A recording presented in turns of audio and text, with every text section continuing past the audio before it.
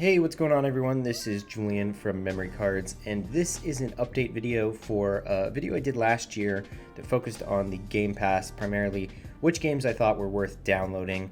As you know, the Game Pass has over 100 games most of the time. I think all of the time it usually has more than 100 games, and those rotate in and out. So I figured maybe every 6 months or so I would post a update video showcasing some of the games that I feel like are worth downloading at that time. I'll try not to repeat any games. Usually it not even worth repeating games because the catalog stays so fresh most of the time. And I wanted to make this closer to when E3 was back at the beginning of June because they refreshed a lot of the catalog then and added a bunch of stuff. But I just got so busy I didn't get around to it, so now I'm putting together this video. And yeah, these are some of the games that I feel like are worth downloading. They're maybe not the best games. Some I feel like are more of the top of the pack than others, but you can make that decision for yourself. So here's a quick list, and let me know what you think.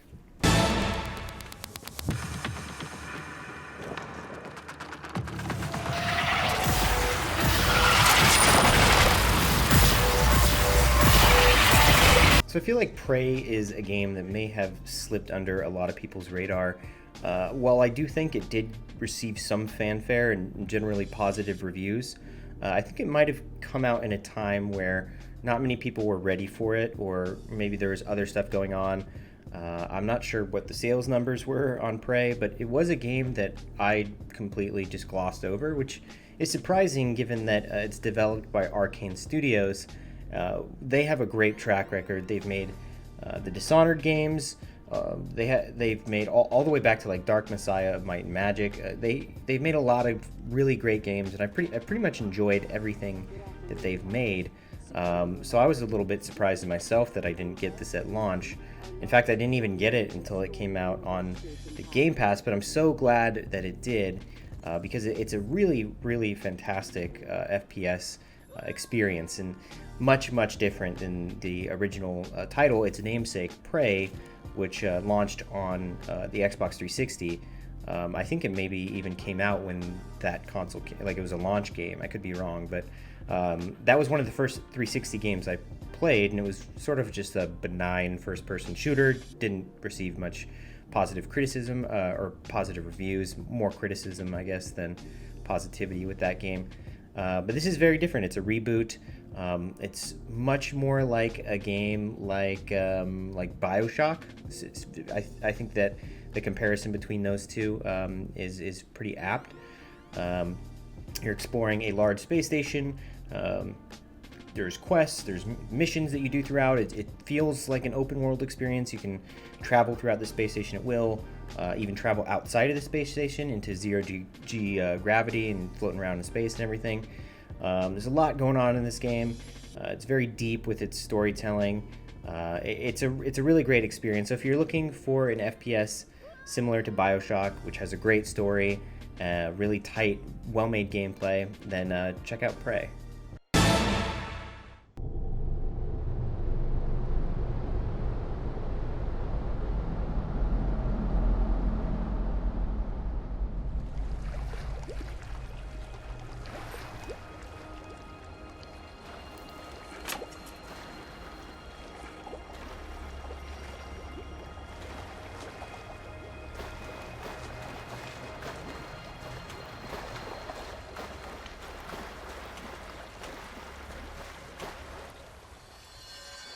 If you are a fan of Souls-like games, meaning Dark Souls, right, developed by From Software, you will no doubt find appreciation for Ashen, a indie action-adventure game that has similar mechanics to Dark Souls, but also kind of builds upon its own mechanics. But that's the first thing that it reminded me of, at least, was that Souls-like general structure. I also found that this game is a lot more forgiving than Souls games, which can be pretty punishing and difficult at times. Ashen has an easier learning curve, so if you're worried about that, don't be. It's easy to jump into. They do a great job with the opening tutorial. I find that this game is pretty visually stunning at times. It looks really cool. It has a unique design. So yeah, Ashen. If you like Souls-like, if you like action games that are really like melee combat focused, you will like Ashen.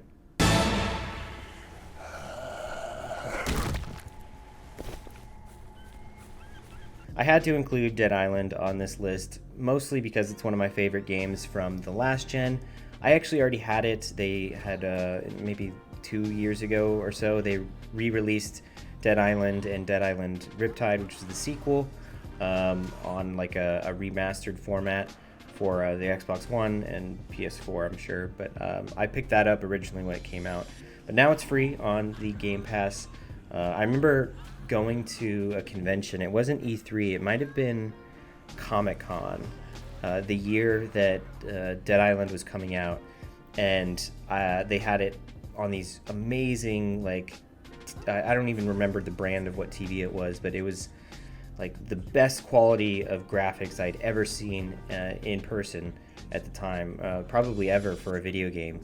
I was so blown away that I was like, I went up to the booth attendant that was monitoring where the game's demo was, and I said, I need to know what TV this was, and I think it was a Samsung, or maybe it was can't think of the other brand right now. Probably a Samsung, because I've always had Samsung TVs up until now from that point. So I went out and actually bought that TV in preparation for the release of Dead Island, which did not disappoint. I know that a lot of people were kind of, their perception was skewed because of a very famous now trailer that was released before the game came out. It was like a cinematic trailer, no gameplay.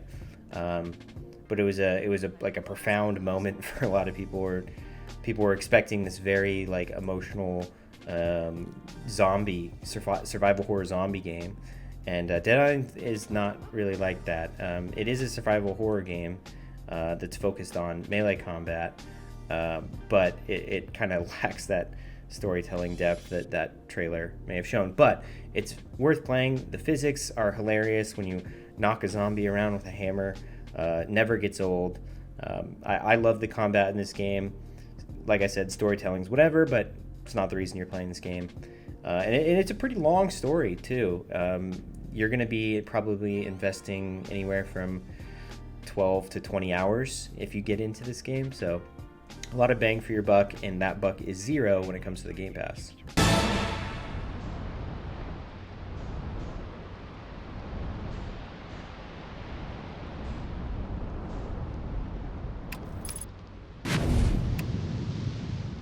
Not to be confused with the Outer Worlds. Outer Wilds, while similarly a space exploration game, is very different, actually. Very, very different.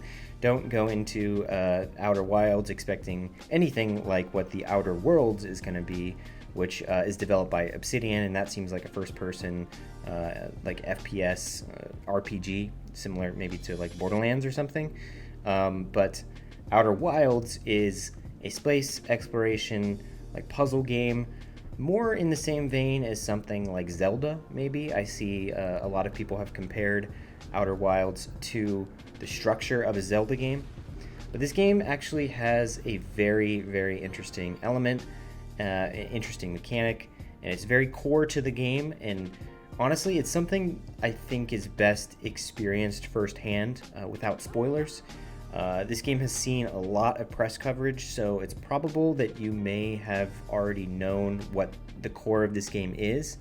But just in case, spoiler warning, I'm going to talk a little bit about it, and I suggest if you are interested in this game that you skip past this part and experience it for yourself. So if that's the case, skip now. Last chance? Okay. So in the Outer Wilds, it's actually a roguelike game, and what I mean by that is the crux of the story is that you are a alien, right? You live on an alien world, nothing Earth-like, and the inhabitants have developed space technology. You have your own spaceship. You can travel from planet to planet. I think there are like 6 or 7 planets total that you can travel to and fro in this universe. But each time you load up the game, you're essentially given 30 minutes, right? And so the first time you play Outer Wilds, at least for me, I had no idea that this was going to happen. I start from my home planet, I talk to some people, I get in my spaceship, I start flying around, I visit a couple planets, and then all of a sudden, my screen starts to fill with like blue light, and I was curious. I was like, what is happening? What is this? And I look to my right, and the sun, which is at the center of this universe, has gone supernova, is exploding, and is slowly creeping towards me. So you can imagine I was very surprised. I tried to get my spaceship, fly away, and was inevitably consumed by the sun's flames. Now this is supposed to happen. What the core of this game is that you go on runs, essentially, and I think they're about 30 minutes or so, maybe 25 or 30 minutes. And within that time, you need to figure out what is the mystery of the sun exploding. There's so much to figure out. The story is very deep. There's a lot to uncover, and the game gives you almost no explanation of where to go first, what to do, in what order to do things. It's completely left up to the player to unravel the mystery for themselves and eventually stop the sun from exploding and destroying the universe. That's really the core of the game. And one thing I do want to say is that throughout the journey of playing this game, which I loved from start to finish, fantastic. I think it probably took me a little over 10 hours or so to figure out the mystery. The one thing I want to say as a takeaway from completing the game is don't be afraid if you get stuck to look things up. I had to look things up probably like 3 or 4 times,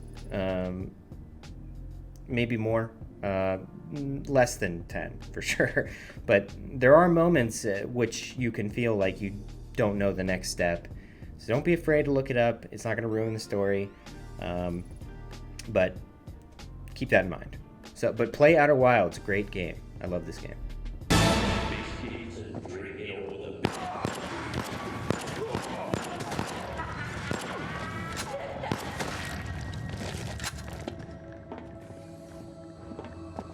Void Bastards is another typical roguelike game. It contains most of those core rogue mechanics, while also set in space. So we kind of have a theme going here.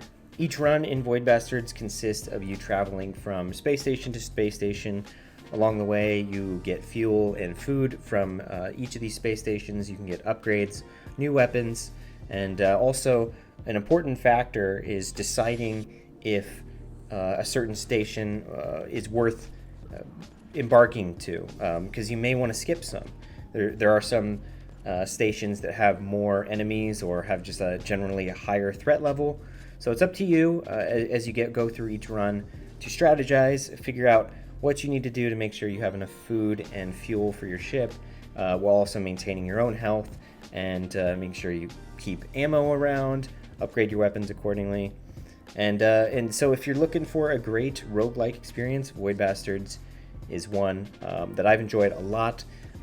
Also with the art style, it's very comic booky, very unique. Kind of has this like 2D, 3D thing going on. Reminds me a lot of old school FPS games. So if that's what you're into. Also, you will find some enjoyment with Void Bastards.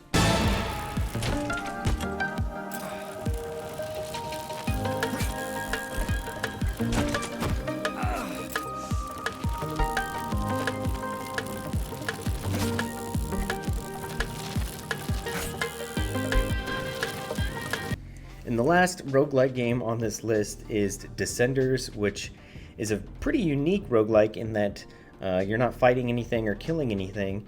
You are riding a mountain bike down hills and going off jumps and trying to not kill yourself, essentially. It's a very silly game. If you've played something like maybe Happy Wheels in the past or Trials, this will be a game that you like. It's very physics-based. You have pretty good control over your character and bike in midair and off the ground. I had a lot of trouble with this game, trying to get the rhythm down. I spent most of the time crashing, but maybe you will have an easier time with this. I was kind of hoping it would have more of a feel like Skate, like the Skate games, but it doesn't quite feel like that. not as smooth, I would say. But this is a lot of fun, especially if you're playing with other people. It can be pretty funny. And these last two are kind of honorable mentions. I feel like they have worth, they're games of worth, but they also can be clunky at times, and one of them especially, which I'll say now, is Marvel vs. Capcom Infinite. I know this game was generally poorly received, especially in the fighting game community. I don't think many people like this. But to me, I'm what you would call a casual fighting game player. I don't have much skill with these games, so if anything, they're just fun to play for a little bit. And I think Marvel vs. Capcom Infinite is one of the only strictly fighting games available on the Game Pass right now. So if that's what you're looking for, maybe worth a download. And the last game is Sniper Elite 4, which I wasn't expecting to have a lot of fun in. The last Sniper Elite game I played had a lot of bugs and was super clunky. I kept getting stuck in walls and on ladders and stuff, but they seem to have righted the ship. This game runs a lot better, and who would ever tire of those classic X-ray kills? They are amazing every time, even if you're doing like 50 in a row. They're always fun, and they're always really disgusting and hilarious. So play Sniper Elite for that reason. So this is just a small sample size of games that are on the Game Pass.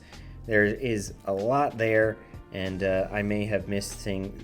So this was just a small sample size of games that are on the Game Pass. There's a lot there. So this was just a small sample size of games that are on the Game Pass.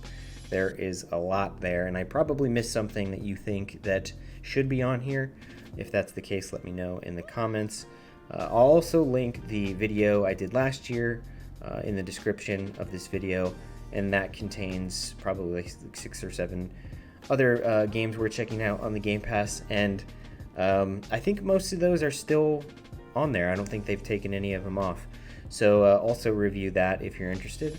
And yeah, I appreciate you checking this video out. Let me know in the comments which one of these you like or don't like. Let me know.